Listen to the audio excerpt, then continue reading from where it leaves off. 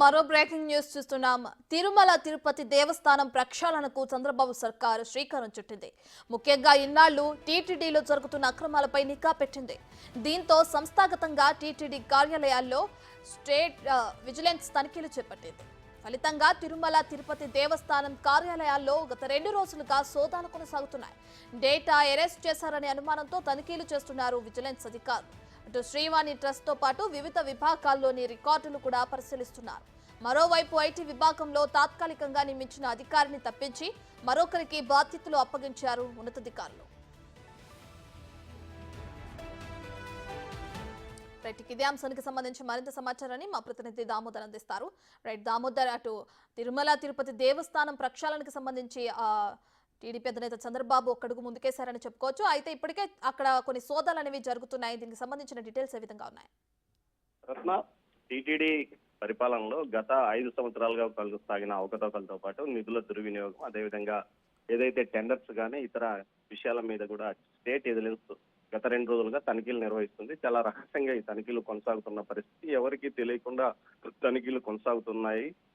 ముఖ్యంగా ఏదైతే ఇంజనీరింగ్ పనులకు సంబంధించి గత 4 నెలల కాలంలో 2 నెలల కాలంలో 4 సార్లు పాలక మండలి సమావేశం కావడం, 1500 కోట్ల రూపాయలు నిధులు విడుదల చేయడంతో పాటు వివిధ కొనుగోళ్లకు సంబంధించి ఏదైతే లడ్డూ తయారీకి సంబంధించి ఇంతకు మునుపు ఏదైతే కర్ణాటక సంబంధించిన ప్రభుత్వానికి సంబంధించిన నెయ్యి సరఫరా అవుతుంటే రాజస్థాన్ నుంచి నెయ్యి ఎందుకు తెప్పించారన్న విషయం మీద కూడా తనిఖీలు కొనసాగుతున్నాయి. దీంతో పాటు ఏదైతే ఐటీ విభాగంలో గత పాలక మండలి తాత్కాలికంగా ఒక అధికారిని నియమిస్తుంది. బయట నుంచి వచ్చిన వ్యక్తికి ఐటీ ఇన్ఛార్జిగా విధులు అప్పగిస్తూ బాధ్యతలు అప్పగించింది. ఈ నేపథ్యంలో ఆ అధికారిని తప్పించి ప్రసాద్ అనే అధికారికి బాధ్యతలు అప్పగించారు. ప్రస్తుతం చాలా ఏదైతే డేటా ఎరేజ్ చేశారనే అనుమానాలు కూడా వ్యక్తమవుతున్న నేపథ్యంలో వాటిని రికవరీ చేయడానికి కూడా అధికారులు టెక్నికల్ టీం ద్వారా ప్రయత్నాలు చేస్తున్నారు. ముఖ్యంగా శ్రీవాణి ట్రస్ట్ కు సంబంధించి ఎన్ని నిధులు వచ్చాయి ఈ 5 సంవత్సరాల కాలంలో, అదేవిధంగా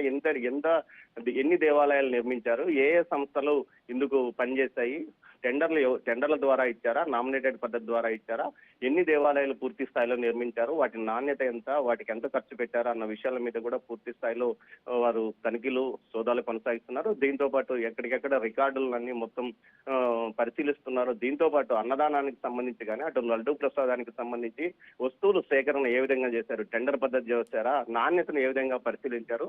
దీంతో పాటు ముఖ్యంగా అవుట్సోర్సింగ్ పద్ధతిలో ఉద్యోగాల నియామకాలు, దీంతో పాటు గతంలో ఉన్న ఏజెన్సీని కాదని బయట వ్యక్తులను అప్పటికప్పుడు ఒక ప్రైవేట్ ఏజెన్సీని తయారు చేసి తమ సొంత వారికి విధులు అప్పగించడంతో పాటు లడ్డూ కౌంటర్లు, గతంలో బ్యాంకులు కొన్ని లడ్డూ కౌంటర్లను ఉచితంగా నిర్వహించేవి, కానీ వాటిని తీసివేసి వాటి స్థానంలో ఒక ఏజెన్సీకి బాధ్యతలు అప్పగించడం, ఆ ఏజెన్సీకి పెద్ద మొత్తంలో డబ్బులు ఇవ్వడం కూడా జరిగింది. ఈ నేపథ్యంలో వీటన్నిటి మీద కూడా స్టేట్ విజిలెన్స్ విభాగం తనిఖీలు నిర్వహిస్తుంది. వీటితో పాటు మరోవైపు ఈవో శ్యామలరావు కూడా తనిఖీలు నిర్వహిస్తున్నారు. రత్న, రైట్ దామోదర్, అయితే గత వైసీపీ ప్రభుత్వంలో ఇంజనీరింగ్ పనులకు కూడా పాలక మండలి దగ్గర నుంచి కొన్ని కోట్ల రూపాయలు కేటాయించినట్లు కూడా తెలుస్తుందా? దానికి సంబంధించి కూడా అవకతవకలు జరిగినట్లు కూడా ఆరోపణలు వినిపిస్తున్న నేపథ్యంలో ఎటువంటి చర్యలు తీసుకొనున్నారు?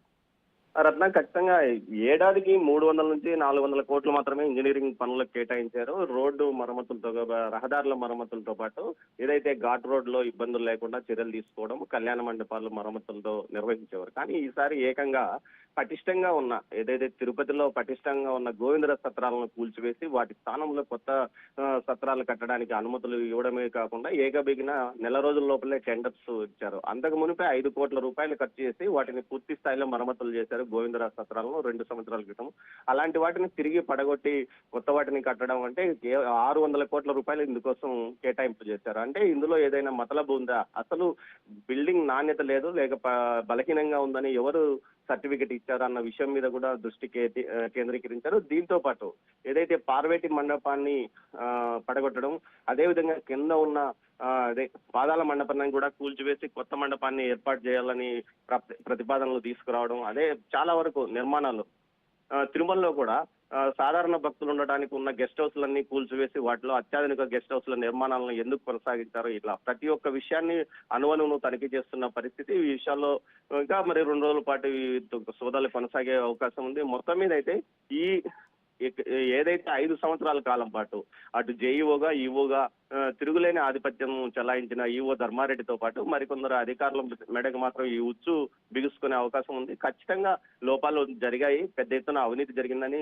అంటున్నారు. దీంతో పాటు ఎఫ్ఎన్సీఓ ఫైనాన్స్ అర్హత లేకుండా ఎఫ్ఎన్సీఓగా కొనసాగుతున్న బాలాజీ మీద కూడా చర్యలు తీసుకోవాలని స్థానికులు డిమాండ్ చేస్తున్నారు. దీంతో పాటు సిఐడితో పాటు కేంద్ర ప్రభుత్వానికి కూడా స్థానికులు డిమాండ్ చేసి ఒక ఫిర్యాదులు కూడా చేశారు. ఈ నేపథ్యంలో మొత్తం మీద వీరందరి మీద చర్యలు తీసుకునే విధంగా విజిలెన్స్ తనిఖీలు కొనసాగుతున్నాయని అర్థమవుతున్నాయి రత్న.